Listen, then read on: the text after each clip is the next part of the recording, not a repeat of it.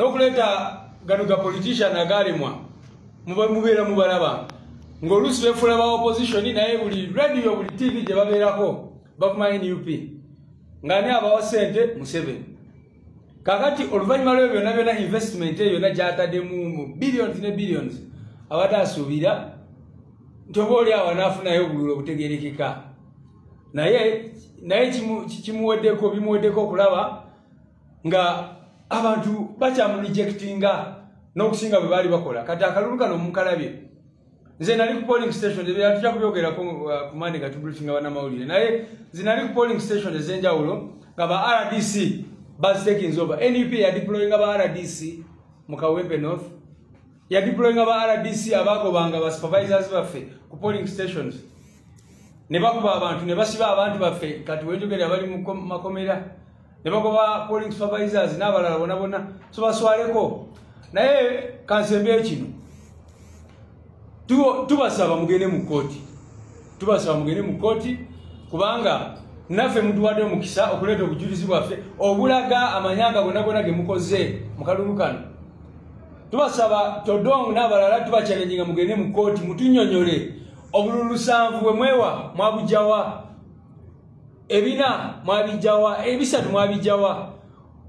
ate na mama wali timutuyambye kubanga mugamba nti NRM yafuna obululu 8 yabujawa kubanga electoral commission twaji challenging ne tujibuza buno obululu bwavawa naye mukumaliriza mwalaba returning officer ngaze nagamba kakati ne buno tugenda buteekamu kubanga forms 2 zifanagana ne wankubadde DR forms feze twalina nga ziri signed by those presiding officers zali ziraga kintu kirala nnyo NRM sooleta kama tiyaje ululu 7 a candidate waffe yali popular nnyo wali olaba bwe yali akola ku polling stations ezenjawulo naye bo ne bavaayo kubanga bali tebagala baswaluke nnyo bali balowooza nti bwebongeramu obululu wanabega bide 7 wanabega bide 3 ensi yonna ng'eraba so jeno Museveni swalako NUPC ya deploying emamba nezituuka okuyingira etteeka ligamba nti emundu tezirina kubeera ku polling station naye kakati bo bakisusa ne bakijja ku mundu ne baleka n'emamba neziyingira polling stations mbadde ndawa amawuli bagamba nti voter turnout yali ntono naye kati osobola otyo ogamba ekyo nga Kazangola yonna polling stations zaawo tezabalibwa eza ewambogo zonna tezabalibwa so banange regime ya Museveni muswaleko kyensobola bagamba ekyo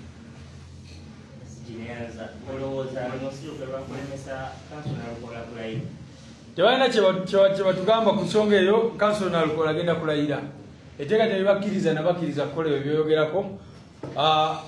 so kandidate waffe ajja kulayira era agenda kukiika mu parliament naye kyonna kyebakola of course nga bwe mmanyi tebaswala kyonna kyebaagala okukola bannayuganda babalaba babatunuulidde ate ekizibu ebyembi baba bagezaako okukola bino nga balowooza oba bibongera buganzi mu bantu naye bibongera okukyayibwa nnyo kubanga tosobola kukola ebintu bye baakola mu kalulu kano novaayo the following day noyogera ebintu bwe bityo nga mukubye ku byabamawulire ebyo mwasanga balikodinga ebyali bigenda mu maaso nga mukwata ba agent baffe abali ku polling stations bagezaako okulaba bye mwali mukola ne mubasiba ne mubakubakuba ne mukola byonna bye mwakola then novaayo n'ogamba nti batubba so tubakyalengira mugende mu kooti twesangeyo era nimbogeddeko ababaka kubanga bali supervisors baffe ababaka baffe NUP yakuba Dr. Hildeman NUP nekuba Meya Mutebi nemukuba nnyo NUP yakwata Honorable Kayamba Solo nemusiba nemutwala mu drone